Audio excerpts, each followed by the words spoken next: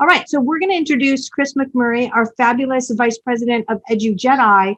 He's going to jump right in and whip through a bunch of stuff really quickly on digital learning experience and the new responsibilities. So Chris, I'm passing you remote control. Awesome, thank you, thanks. Yeah, what a great conversation. I mean, the pro grade is for sure important, and that's what a great kickoff. That data really sets up what I'm about to sort of chat about and share. We've got a few minutes to jump in. I'm going to hopefully save some time for some questions in the end. But as Lonnie mentioned, I'm working with the EduJedi Leadership organization, and I've been a teacher. I was a principal. I was an instructional coach. I've done all the things. I started working toward this digital transformation back before it was a requirement, and some folks are calling it an initiative, which is sort of a bad word. So yes, we are going to cover quite a bit of stuff, and I'm going to skip over the top of a lot of it. Hopefully we could come back to some of those things at another time. And we're going to be continuing to talk about these things as we go through this year and moving into the next to help support our schools, teachers and learners. So we're going to cover essentially 4 different things. So when you're thinking about the scope of all this stuff, right? We've got learning objects, we've got platforms, we've got structures, we've got unlearning some of the old sort of habits that we have accumulated over time. We're really going to start talking about how do we identify and understand the learning objects, right? If you have to use pro grade stuff, how do you understand what those are? How do we create an understanding and identity? We also need to be able to establish a common vocabulary, and all of us who are in change management know that as we move into getting the work done, having a common vocabulary around that work is critical. So we're going to get into some of that via the dictionary that you have available to you. We're also going to have to understand professional responsibilities, because that's something that moving into our digital transformation space is something that is unique, and it isn't something that has been truly identified as we go. And sort of quantified. So, and then we're going to need to understand as you design, using a relevant model for experience and learning design is important, because we need to be able to make sure that we're leveraging all of the digital resources that we have currently as we begin to personalize the experience and use some logistics and workflow thinking in order to help us get there and maintain connectivity, right? Because we're losing students. We've got kids dropping off. We've got teachers dropping off. All the components of the system are up in arms, and we got to get it. We got to get a handle on that, and we have the ability to do that. We've got the resources. So, I'm going to hop right in, and I'm going to begin with. I'm going to begin with this. So in the context of identifying and understanding resources, this is a scale that was developed by the Learning Council several years ago, and really this does a great job of setting the floor of understanding, and this is important. This is where if I'm going to have an ecosystem that's built out of resources, I want to make sure that those are pro grade. I want to make sure that those are nimble, that they connect, that they do some things. And unless I truly understand and can identify those and define them, then I'm going to be at a disadvantage. And so this is a great resource to help everyone within a system to know which pieces of Lego they should be using now that we've dumped it all out onto the table. Which ones are you going to start using, right? So as you look at this, there's 2 arrows at the top, and those 2 arrows indicate that on the left-hand side of this scale, resources are going to require more instructional planning or teacher time. On the right-hand side of that document, the arrows are pointing to more automation, right? And so we're leveraging technology on the right-hand side, and there's a distinct line in the middle of that I'm going to talk about a little bit. So starting at the bottom there, digital document level, that's the least sophisticated learning object that you can use as you're building an experience. And this is a Word doc, right? It's a paragraph of text. It lives in isolation. It may be pulled out of a textbook. It might be Googled, but it doesn't really do anything, right? It doesn't interact. It doesn't cause interaction. It has very low levels of engagement built into it, and it just is, right?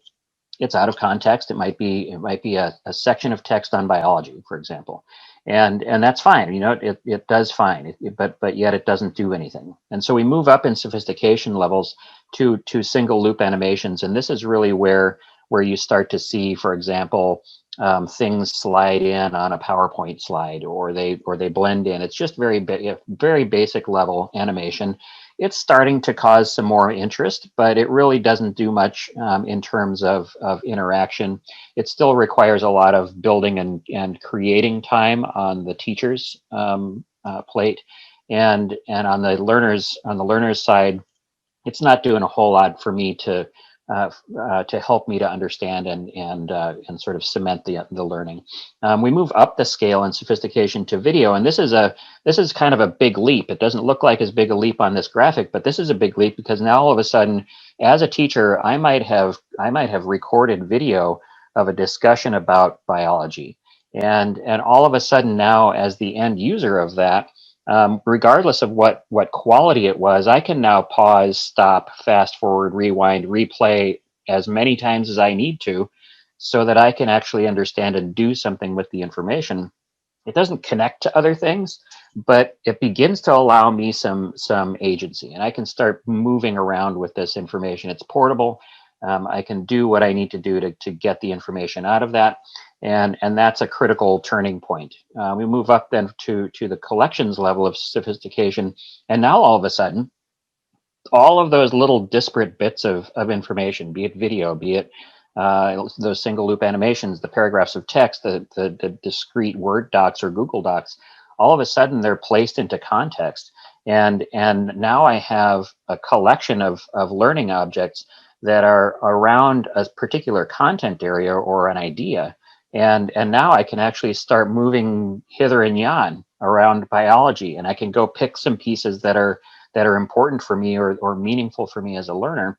And as a teacher, then all of a sudden I'm not hand feeding these things, right? I'm not leading someone along the path. I've already laid the most of the path, and I've collected all of the things, I've collated them. But that type of a learning object is kind of what we were talking about with the capstone, right? It's all in there, right? And there's a bunch of different resources like that are essentially collection types of learning objects, and that's great because now I can start navigating through that, and it allows a lot of exercise of student agency, much more so than the rest of those levels that are below that. So this is the line that I mentioned before, because now we're going to tiptoe right over the line into the feedback category. And the feedback category of sophistication is significant because all of a sudden we're going from something that's relatively static to something that is active. And in a learning object, in that feedback scale, the learning object is all of a sudden starting to interact with the learner. And that's big, right? Because now all of a sudden I'm getting feedback from the technology. I'm getting feedback from the software as a learner that helps me to move and understand and navigate my own learning. And it also begins to personalize, because all of a sudden it's taking input from me as a learner and then guiding me in directions based on that input. So what does that do? It adds the humanity, right? So it adds back time for the teacher, because now we're starting to use the automation side of this, and we're allowing the technology to do a lot of the little minutia types of activities. We're allowing the machines to do that the teacher used to have to do. And so that's fantastic, because then I'm freed up. I'm freed up to build relationships, which we know are critically important.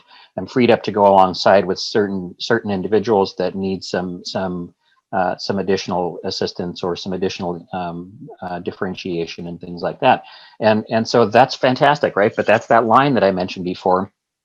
The further you move up that sophistication scale, the more time you're buying back. So we move up into the coding level.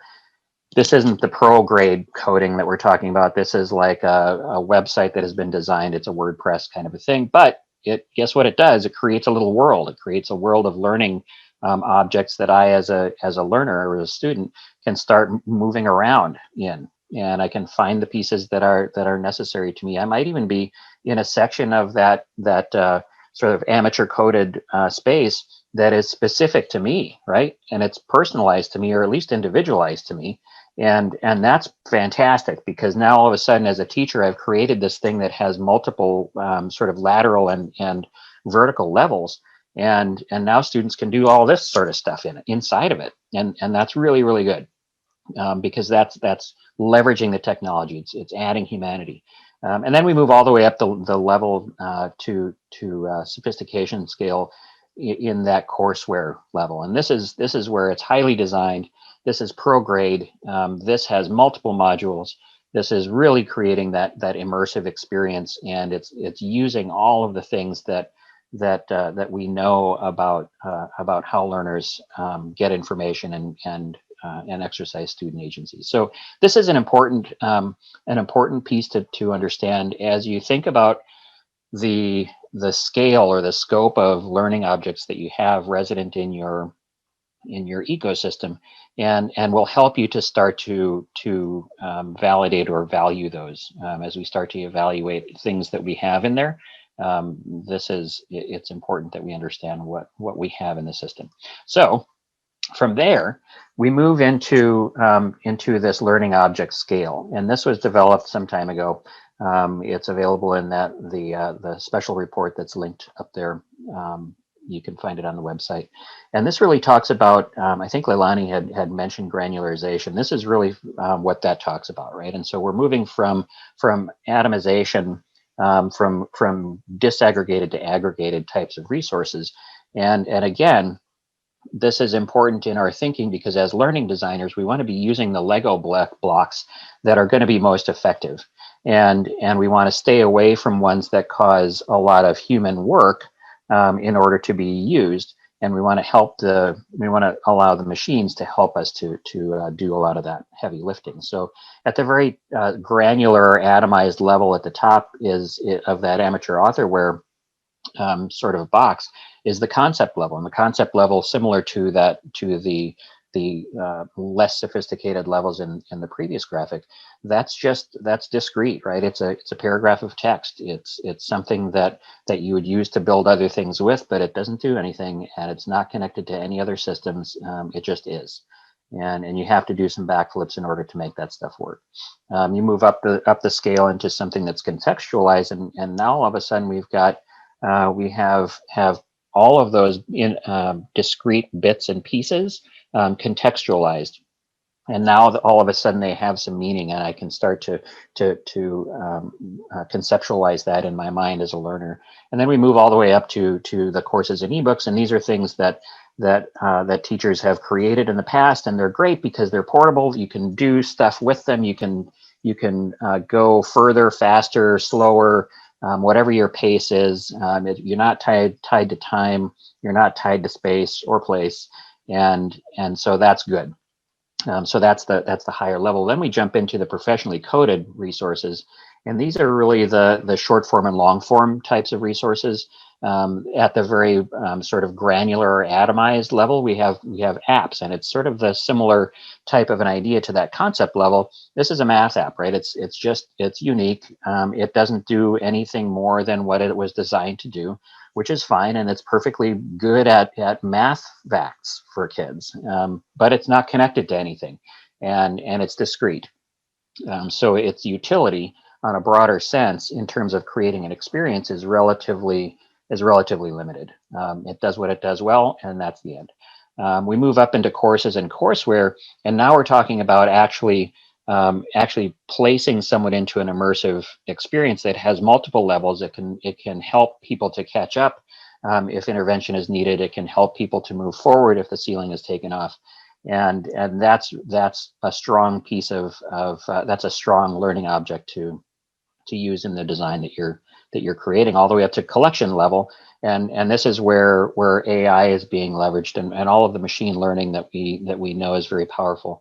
All of those types of aspects are now up in that high level of that long form professionally coded digital learning object. So again, as another layer of understanding, when you're designing, you want to be moving up that sophistication level so that you're designing around utility of resources that have greater impact and more personalization. So We'll dig into some characteristics of those in just a minute in the dictionary as we talk about common vocab. So this graphic here is actually describes some of what I'm referring to in terms of the sea of learning objects that are already existing out there, and it also does a pretty good job of describing what we feel as teachers and educators, especially now.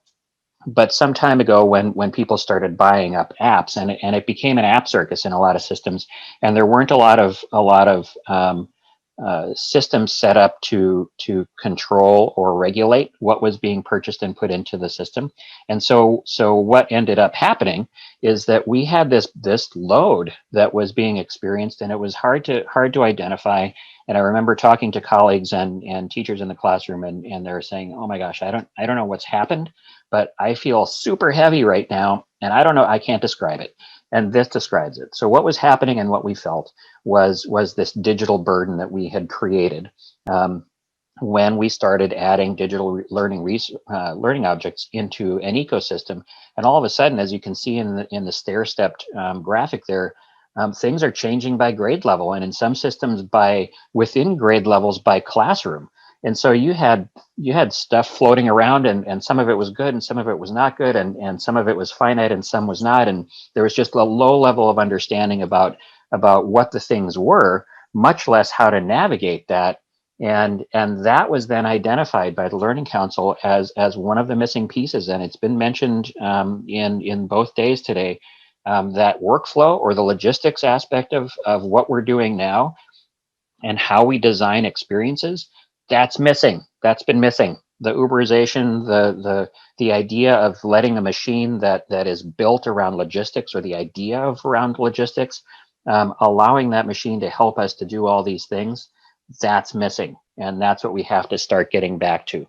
And part of the model that I'm going to share briefly today is going to get to that. So just understand that, yes, this is an acknowledgement that sure, there's a load, and now that we know it, we can actually do something about it. So I'm going to hop into the dictionary. This is downloadable. You'll definitely want to go get this, but I want to go over some of the categories before I set you free into that, and just give you a sense of what those categories might be, so that when you go in, you have an idea. So actions, for example, is really just it's what the code was written to do. Very simply, it's a sequence of things. It's discrete. It doesn't have any involvement from other systems or processes. It's what the function of the code is. You'll find information in there about that. Design refers to the aesthetics or dressing, the navigation, interoperability, user onboarding, things like that. Engagement strategies, accessibility, all of those things are discussed in design.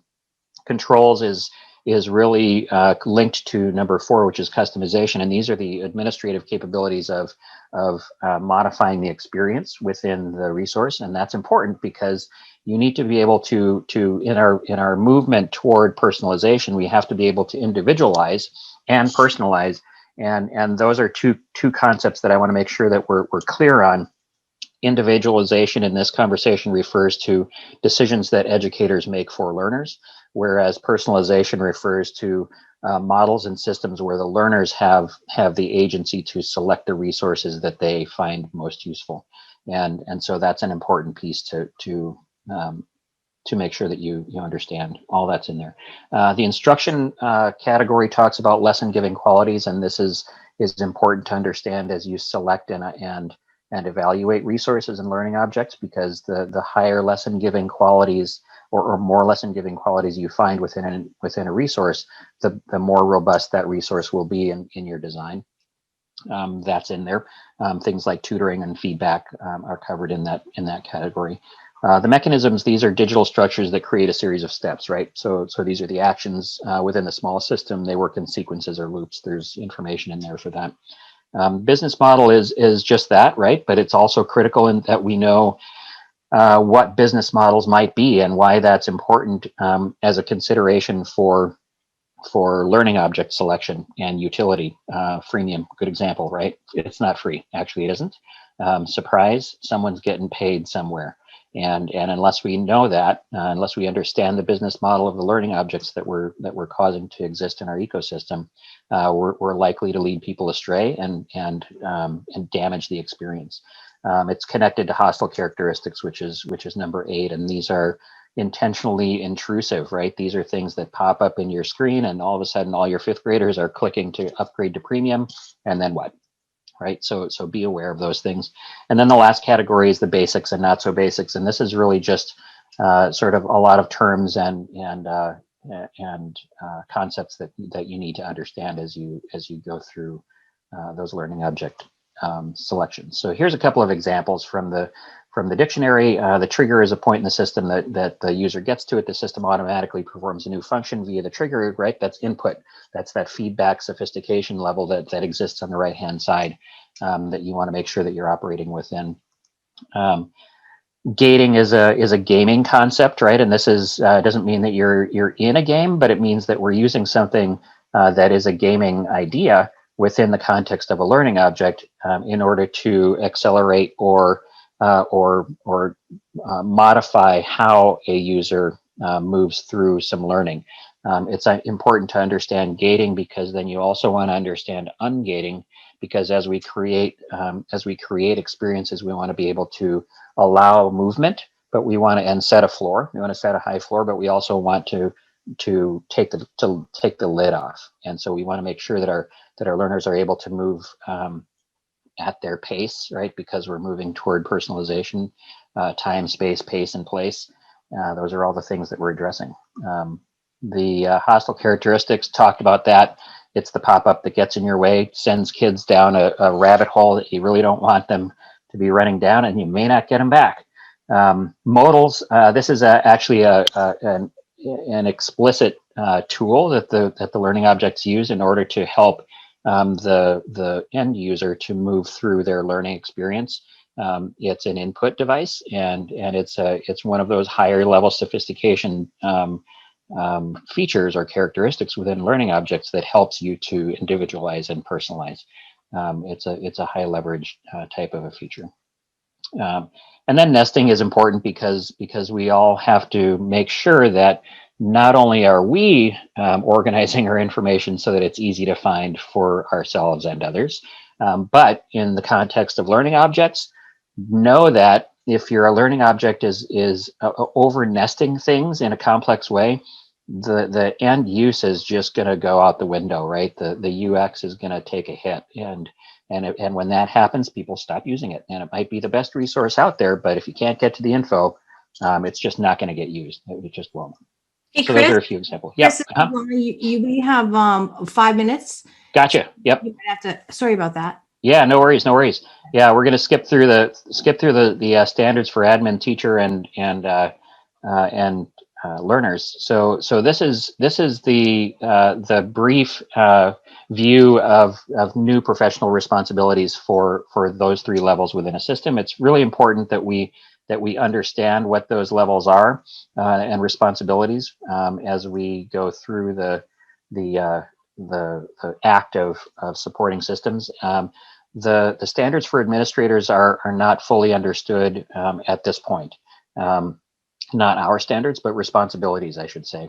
And so it's important that as an administrator, you're looking at the business models, you're looking at the licensing, you've got the consideration of legal language, the DSA, you got to know it. You have to know all those things. You can't just hand that off to the legal department and or your IT department. You actually need to know, as the teaching and learning person, you just need to know for all those things. Layered on top of that is standards for teachers, new professional responsibilities, and this really starts to speak about responsibilities for learning design, composition within systems, and student oversight. Those are the 3 biggies, and as you dig into those, you'll see that there are levels of those responsibilities, and then for kids, for students, the layer is that they now have responsibility for understanding their user experience and then advocating for that within the context of their experience. And so they need to make sure that they know which pieces of which learning objects work best for them, and then evaluate those. Last piece we're going to talk about in the scant 4 minutes that we have, and I want to at least give you some examples of what this can look like and some considerations. In the design of learning experiences that leverage the higher sophistication learning objects, and moving toward personalization, using a relevant model is important. And so pictured here are two. One of those is the Addy's model from 45 years ago-ish. It's fine, right? It does fine, except that it's teacher-centric. And we have to be designing around a student-centric model. And so the EduJedi model does that. It breaks it out into two different bands, essentially. There's a logistics design band, which shows up here at the top. And then there's a discovery design band down here at the bottom. One of them talks about how a learner is going to navigate an experience. And the other one talks about how are they going to be interacting with their experience and really exercising that learner agency. And so what I want to share very briefly is some of those think abouts as you consider this model and dig in a little bit. So scope is really where we talk about goals and objectives.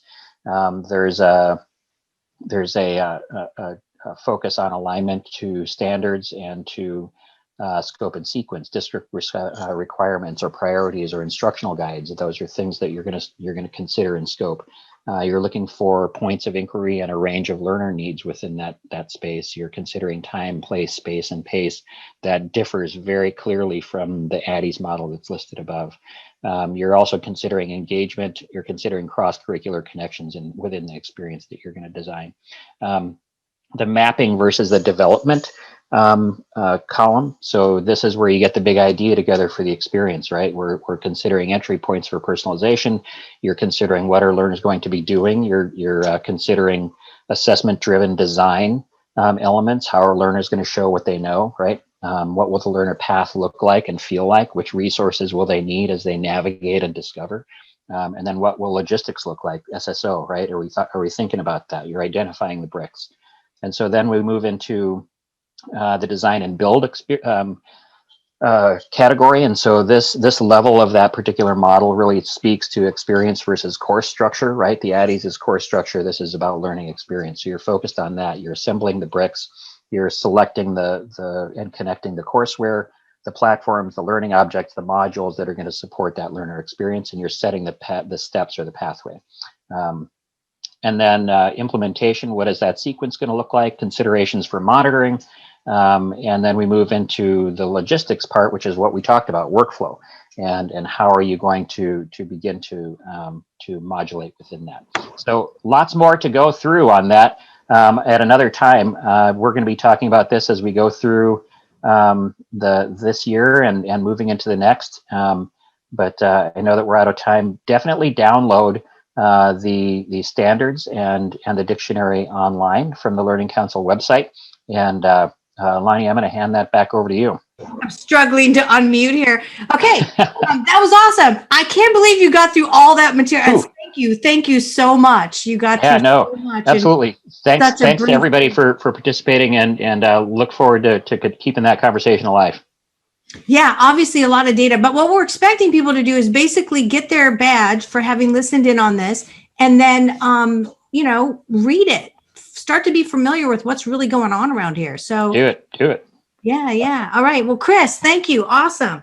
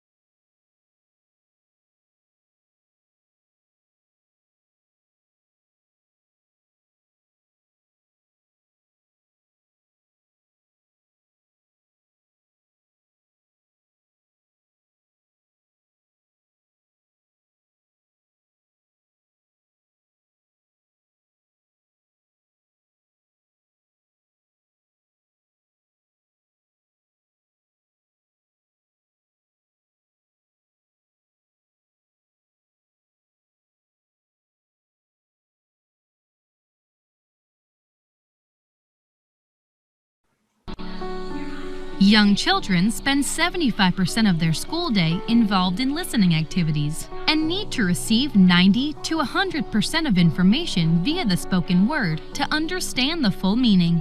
But there are numerous barriers standing in the way of that critical intelligibility, and unfortunately, they can't yet fill in the blanks when things are missed.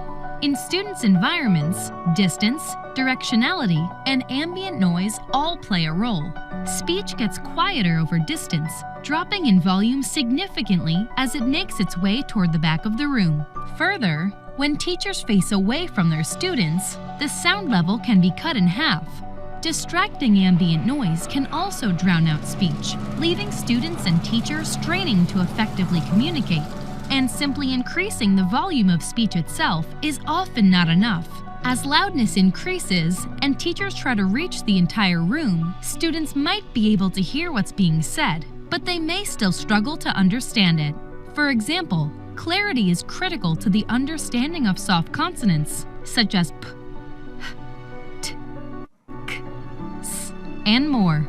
The recent COVID-19 pandemic has added additional challenges to the listening environment, such as greater distance between students and teachers, masks and other facial coverings, and protective barriers on desks. With instructional audio, you can overcome these challenges. By leveraging a microphone with either a portable or installed speaker solution, you can ensure the teacher's voice achieves even coverage, regardless of distance, directionality, and ambient noise. And with an easy, tap-to-talk microphone, student voices are clearly heard by both their teachers and peers. Instructional audio provides a clear way to hear the human voice and a pathway to elevating the learning and understanding of students in the modern classroom. To learn more, contact Lightspeed today. Okay, so Kathy, I think you're on here representing Lightspeed. Do you want to introduce yourself before we move on to Dr. Simon? I am, and I know we're close on time, so I'll try to be quick, but I am Kathy Bross, the Territory Manager for Lightspeed in the states of Minnesota, North and South Dakota, as well as Northwestern Wisconsin. And my colleague, Matt Zeman, actually covers the rest of Wisconsin. So between the two of us, we have everything covered, but it's been so incredibly enlightening to hear everybody over the last couple of days. And I think the one thing that we can all agree on is, many of us are navigating uncharted territory right now. Lightspeed has been the leading provider of instructional audio in the country since 1990. And we've had to make some additional product lines to address some of the things that are going on with remote learning now. But we really work with districts to whatever their learning scenario is. If it's masks, if it's all in person, if it's a hybrid model, or if it's remote, we work with you to discover what it is that we can do to help improve the audio in your classroom, in your distance learning, so that everyone in their educational journey has the ability to hear. Well, good. Well, thank you so much for doing what you're doing. Obviously highly needed. I would hate to be the kid who's 25, 30 feet away behind plexiglass wearing a mask trying to hear my teacher without. I know. Yeah. It's just incredible. And we can make a difference so quickly. That's part of what, I really love going into the classroom, because it can happen. Literally, I can take a flat panel speaker out of the box, put a microphone around a teacher's neck, and it changes the entire environment. And the engagement of the students as we go forward is just amazing. So I have good news when I go into classrooms. Good. Thank you so much.